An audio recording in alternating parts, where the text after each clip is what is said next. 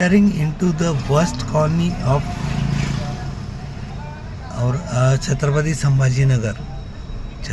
संभाजीनगरच्या सगळ्यात वर्स्ट कॉलनीमध्ये आपण एंटर करताना हे आहे इथे खनाळे हॉस्पिटल.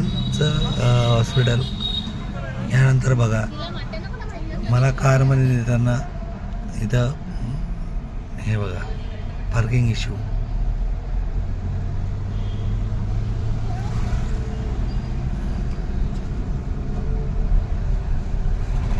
हे बघा हे असभ्य लोक.